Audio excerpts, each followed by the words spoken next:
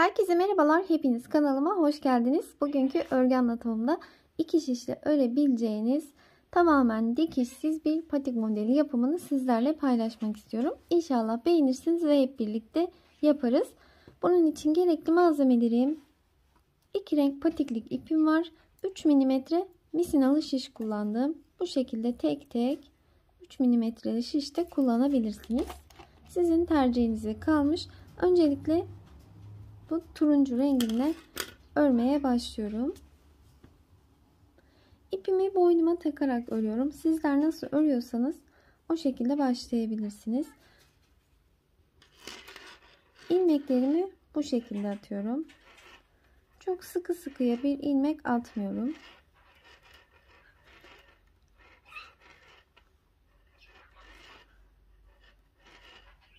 Böyle 58 ilmek atalım. 58 adet ilmeğimi böyle şişime attım. Şimdi örmeye başlıyorum. İlk ilmeği örmeden aldım. Diğerini ters ördüm. Her zaman ilk ilmeği örmeden diğer şişime alıyorum. Diğer ilmeklerimi de böyle ters olarak örüyorum. Son bir ilmek kalana kadar ters olarak örelim. Son bir ilmeğim kaldı. Bunu da düz olarak örüyorum. Her zaman ilk ilmeği örmeden alıp son ilmeği düz örüyorum. Böylece kenarlar daha düzgün ortaya çıkıyor. Şimdi burası örgümün arka yüzü ve örgümün ön yüzüne geçiyorum. Yine ilk ilmeği örmeden aldım. Diğerlerini ters olarak örüyorum. İlmekleri örgünün arka yüzünde ve ön yüzünde ters olarak örüyorum ve haroşa örgüyü ben bu şekilde oluşturuyorum. Bakın bir diş haroşa sırasını oluşturdum. Bu şekilde ilmekleri örgünün arka yüzünde ve ön yüzünde ters olarak örelim. Toplamda 3 diş haroşa sırası oluşturalım. 3. sırayı ördükten sonra örgünün ön yüzünde arka tarafa geçmeden bekleyelim. Renk değişimi yapacağız. Evet, böyle 1 2 3 diş haroşa sırasını ördüm. Örgünün ön yüzünden saydım. Ördüm, geldim. Arka yüzüne geçtiğimde renk değişimi yapıyorum. Beyaz rengimi bağlıyorum. İplerimi koparmadan ilerledim. İkisini birlikte götürdüm. Şimdi beyaz rengimize geçeceğiz. Renk geçişlerinde ilk ilmeği örelim. Ters olarak ördüm. Şimdi yine sıra sonuna kadar ilmekleri ters olarak örelim. Renk geçişini sağlayalım. Örgünün ön yüzünde modelimizi kuracağız. Örgümün ön yüzüne geldim. Şimdi 25 tane ilmeğimi örerek bu şişime alıyorum. 25 ilmek olana kadar devam edelim. 25 tane ilmeğimi buraya ördüm. Şimdi bir artma yapacağım. Şöyle delikli artma yapıyoruz. İpimi doladım. 2 tane ilmeği düz ördüm. Şöyle bir doladım, 2 ilmeği düz ördüm. Bir doladım. 1 2 3 4 tane ilmeği ters ördüm. Orayı dikkatlice dinleyelim. Bir doladım. 1 2 tane ilmeği düz ördüm. Bir doladım. 2 ilmeği düz ördüm. Bir doladım. Geriye 2 4 6 8 10 12 14 16 18 20 22 24 25 ilmek kaldı. Bunları ters örelim. Sıra sonuna kadar ilmekleri ters olarak örelim. Örgümün arka yüzüne geçiyorum. Arka yüzü geçtiğimde diğer rengimi alıyorum. İlk ilmeği renk geçişlerinde örüyorum. Örgümün arka yüzündeyim. Arka yüzünde herhangi bir işlem yapmıyoruz. İlmeklerin tamamını ters olarak örelim. Örgümün ön yüzüne geldim. Yine 25 tane ilmeğimi örüyorum. Ters olarak örüyorum, bakın. 25 ilmek olana kadar devam edelim. 25 ilmeğimi ördüm. Şimdi burada artma yaptığım ilmeğim var. 2 düz ilmeğim var. Doladığım, artma yaptığım ilmeğim var. Onları örmeden şişime bir doladım ve bunları 1 2 3 4. Dördünü de düz olarak ördüm. Yine bir doladım. Aradaki 4 tane ters ilmeği örüyorum. 1 2 3 4. 4 ters ilmeği ördükten sonra burada bir doladığım, bir alt sırada 2 düz ördüm, bir de doladığım, artma yaptığım 4 ilmeğim var. Böyle bir artma yaparak bu 4 ilmeği düz örelim. 1 2 3 4. Şimdi geriye 25 tane ilmeğim kaldı. Onları örmeden yine şişime bir doladım. Artma yeri yaptım ve delikli artma yapıyorum. Bakın bu şekilde. Ve 25 tane ilmeğimi ters olarak örüyorum. Sıra sonuna kadar gidelim. Örgümün arka yüzüne geldim. Diğer rengimi bırakıp beyaz rengime geçtim. Ve renk geçişini sağlıyorum. Arka yüzde hiçbir işlem yapmıyoruz. Olan ilmekleri ters olarak örüp renk geçişini yapıyoruz. Artma, eksiltme yapmıyoruz örgünün arka tarafında. Devam edelim. Örgümün ön yüzüne geldim. Bakın desenimiz bu şekilde ortaya çıkmaya başladı. Şöyle delikli kısımlar. Yine 25 tane ilmeği örelim.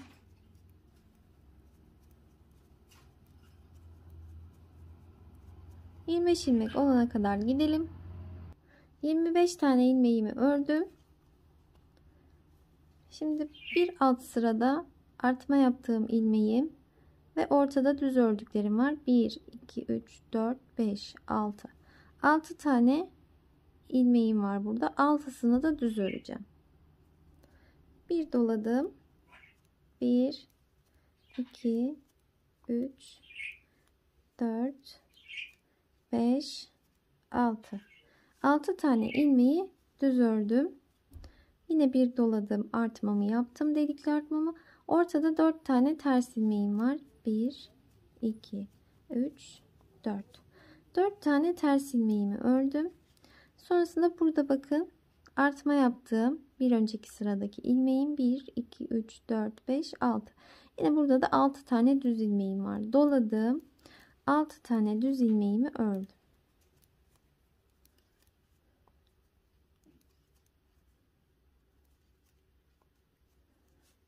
Bunları ördükten sonra şöyle yine bir delikli artma yapıyorum.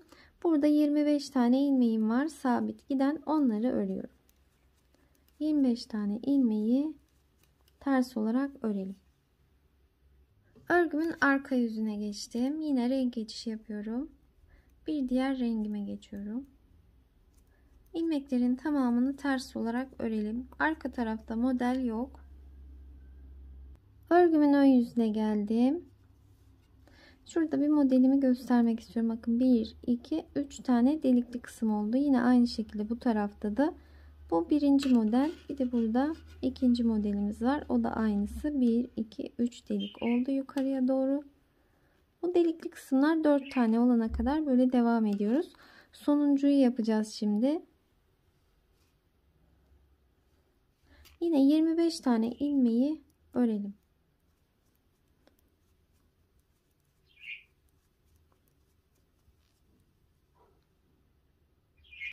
...25 ilmeğimi ördüm.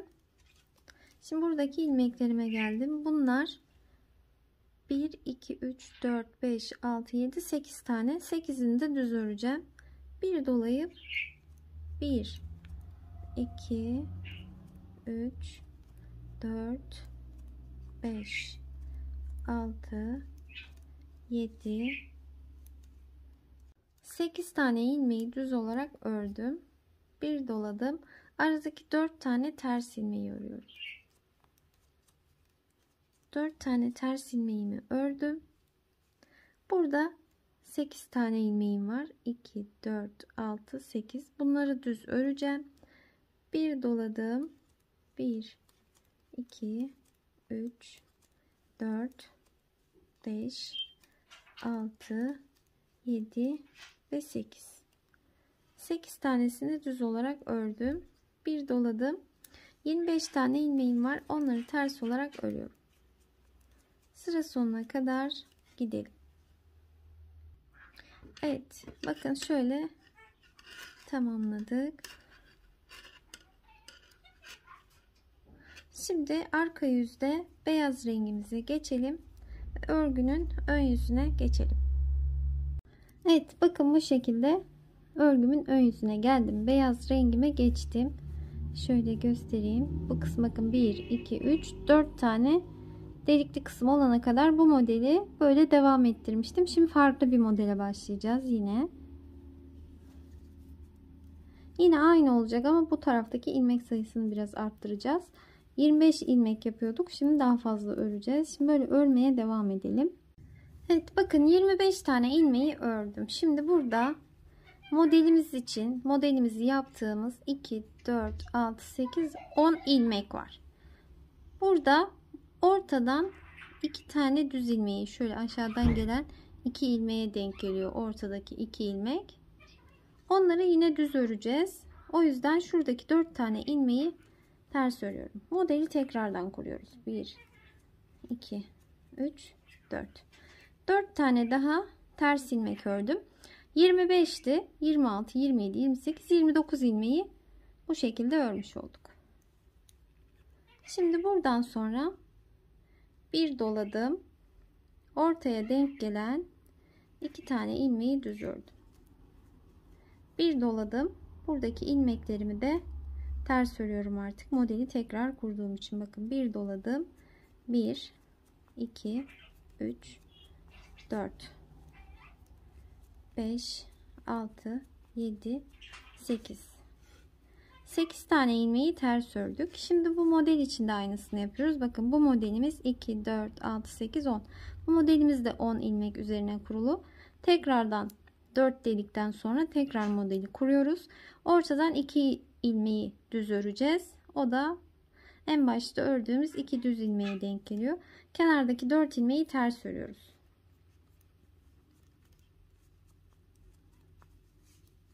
Bu şekilde ördüm. Şimdi ortada kaç ilmeğimizi ters örmüş olduk? 2, 4, 6, 8, 10, 12.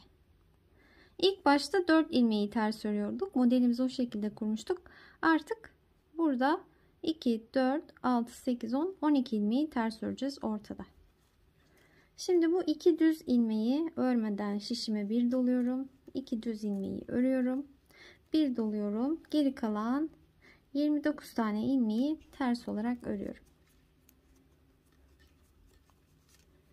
Bu şekilde modeli yeniden kurduk. Sıra sonuna kadar gidelim. Arka yüze geçtim. Arka yüzde hemen renk değişikliğini yapıyorum. İlmeklerin tamamını ters örüyorum. Evet, şimdi örgümün ön yüzüne geldim. Bakın modeli bu şekilde. Burada kurduğumuz şekilde buraya yeniden kurmuş olduk. Şimdi burada bakın bu ilmeklerin hepsi ters. 29 ilmek. Bir önceki modelde hep 25 örmüştük. Şimdi 29 öreceğiz. Bakın şu şekilde. Bu 29 ilmeği öreceğiz. Bir dolayıp bu ilmekleri düz öreceğiz.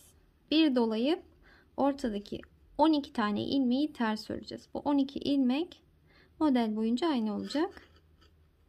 Sonrasında buraya geçeceğiz. Bir dolayıp 4 tane ilmeği düz öreceğiz. Bir dolayıp 29 tane ilmeği ters öreceğiz. Model şurada nasıl gittiyse burada da aynı şekilde ilerleyecek. 1, 2, 3, 4 tane delikli kısım olunca tekrardan başka bir model daha kuracağız. Kuruluşu hep aynı şekilde. Şu en başta başladığımız 2 düz ilmek hep modellerin en başında ördüğümüz 2 düz ilmek olarak kalacak. Şöyle burada da göstereyim bakın.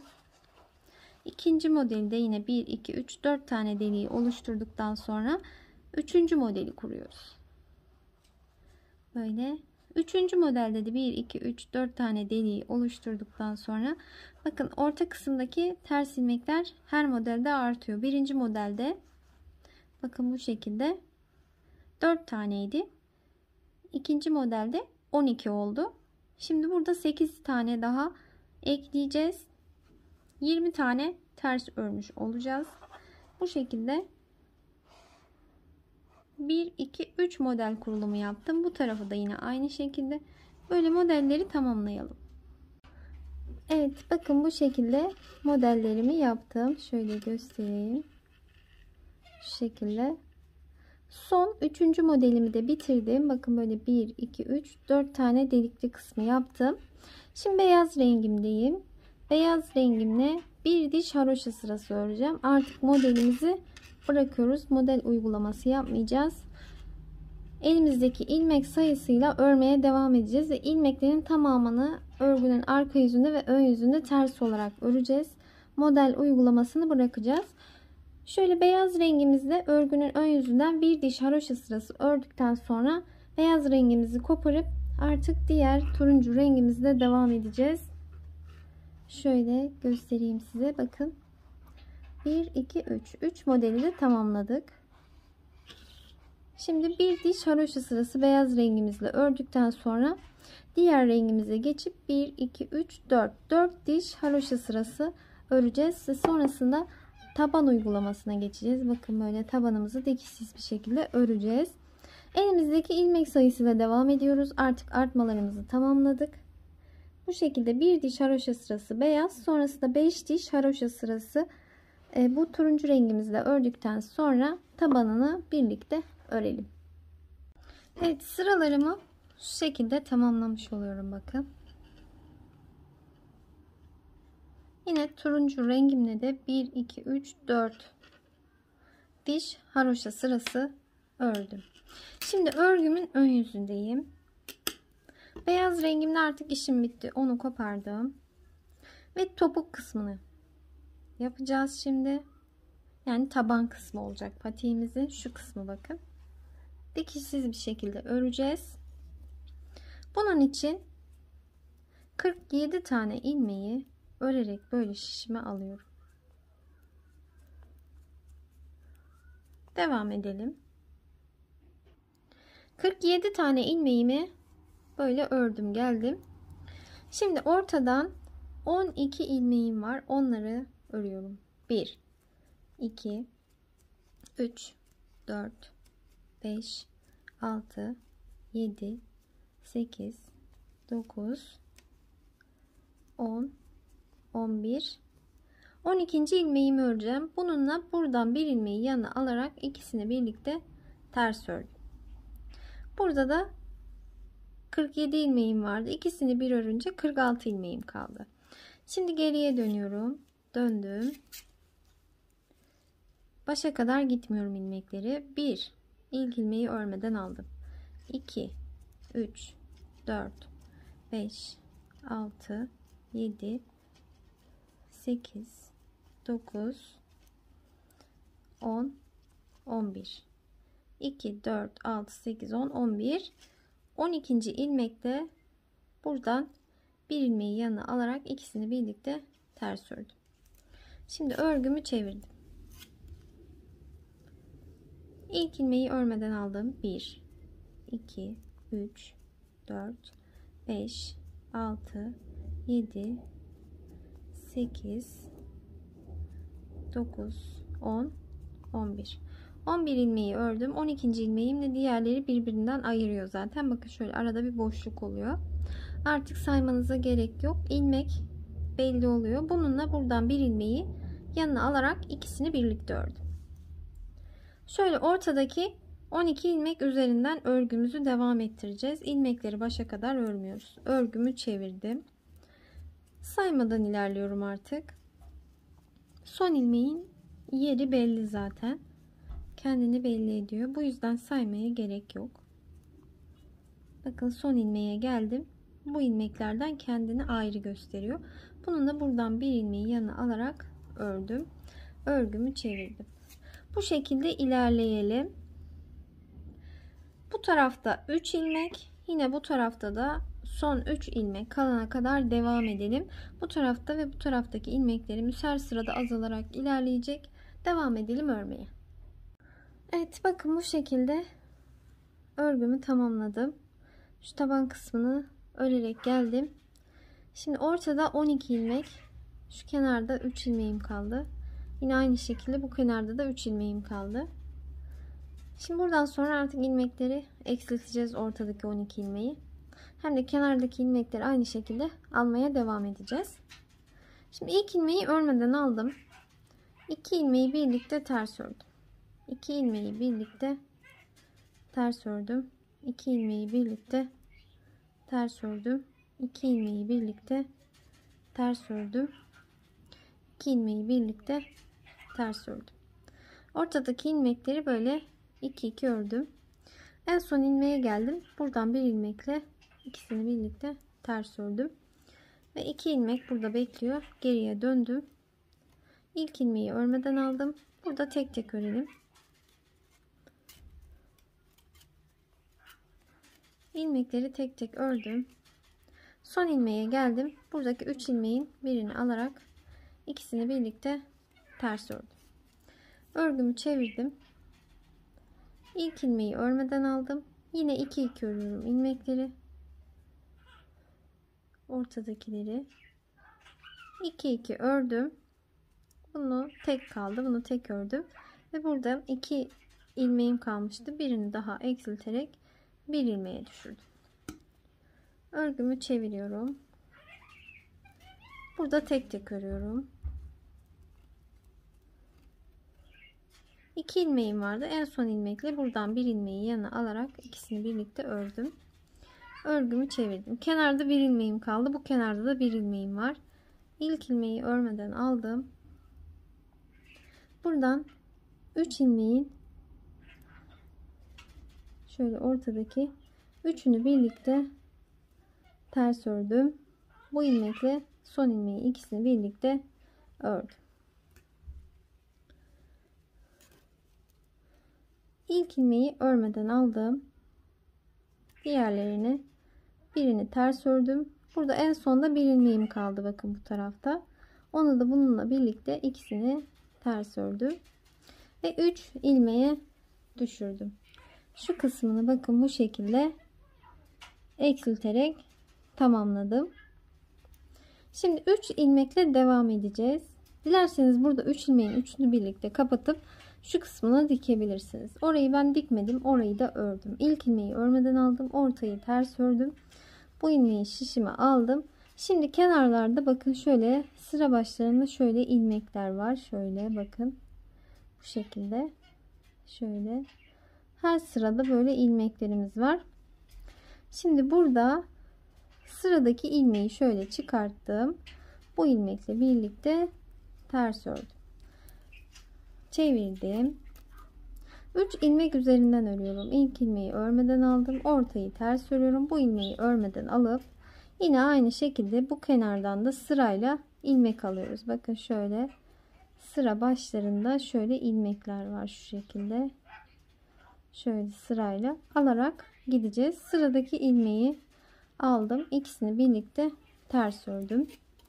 Örgüyü çevirdim. İlk ilmeği örmeden aldım. İkinciyi ters örüyoruz. Bunu örmeden şişime aldım. Şimdi sıradaki ilmeği şöyle çıkarıyorum bakın. Şunu aldım. Bununla birlikte ikisini ters ördüm. Çevirdim örgümü. Örmeden aldım en sonu. Buradaki sıradaki ilmeği aldım. İkisini birlikte ters ördüm. Çevirdim. Böyle 3 ilmek üzerinden gideceğiz. Kenardaki ilmekleri çıkararak şu şekilde örmüş olacağız burayı da bakın. Şöyle göstereyim. Böyle devam edelim. Evet bakın bu şekilde böyle örerek geldim burayı da. Hiç dikişsiz bir şekilde patiğimizi bitiriyoruz. Şimdi şuradan bir tane ilmek aldım. Bununla birlikte ördüm. Şöyle çevirdim. 2 ilmeği birlikte ters ördüm. Bu ilmeği de aldım. Buradan da bir ilmek çıkardım. Şimdi üçünü birlikte öreceğim. Buralarda amaç ilmekleri toparlayıp artık örgümüzü tamamlamak. Şu şekilde tamamladım burayı da. Şu ilmeklerimizi de tığımızla şöyle içe gizledikten sonra patiğimizi bitirmiş olduk. Bakın bu şekilde başladık ve aynı şişlerimizde patiğimizi bitirdik. Dikişsiz bir şekilde bir kere de başlayıp ördük, bitirdik. Gerçekten çok da güzel ve kullanışlı bir patik modeli oldu. Böyle çok da kibar, çok da kullanışlı bir model oldu. Ayağınıza giyip böyle eskiyene kadar kullanabilirsiniz. Her ayak numarasına kolaylıkla da uygulayabilirsiniz. Bu şekilde şöyle görünümü de. Umarım sizler için faydalı olmuştur. Yorumlar kısmına nokta dahi olsa yorum yaparsanız çok sevinirim. Beni ilk defa bu videomda izleyenler, tanıyanlar kanalıma abone olursanız çok mutlu olurum. Bir sonraki videolarımda görüşmek üzere. Hoşça kalın.